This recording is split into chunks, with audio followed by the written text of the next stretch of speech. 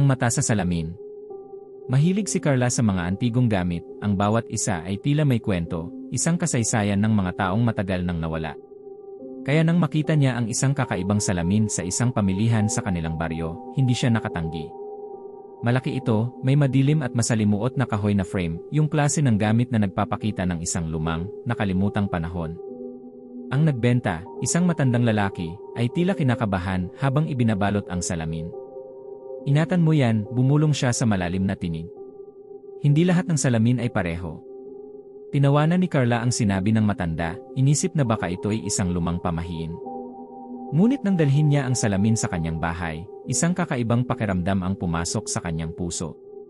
Noong una, bahagya lang. Inisip niya na ang salamin ay luma na kaya tila may mga bitak sa ibabaw na nagdudulot ng ilusyon.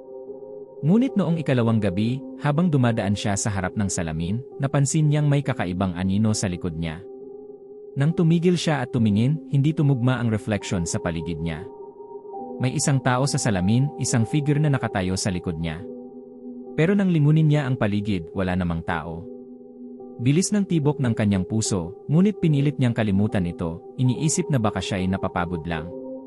Nang gabing iyon, iniwan niyang nakaon ang ilaw at pilit na tinangkang matulog, ngunit hindi mawala-wala ang figure sa kanyang isipan.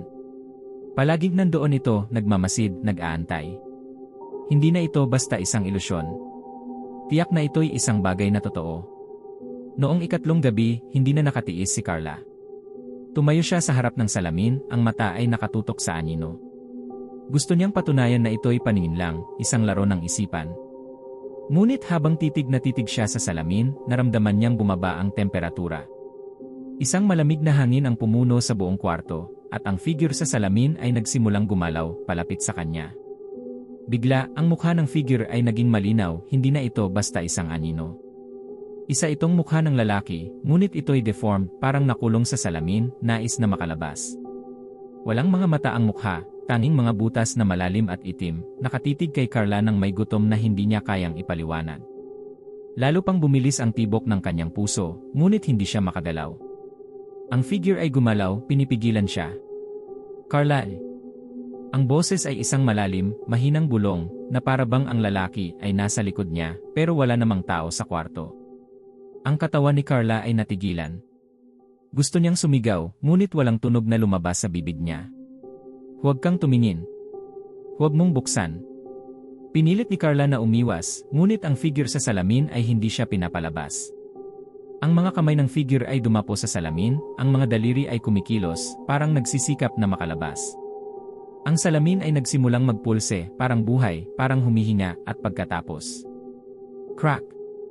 Ang salamin ay pumutok, ngunit hindi nawala ang figure. Sumabog ito, ang mga piraso ng salamin ay nagkalat sa hangin, parang mga ulap ng bagyong papalapit.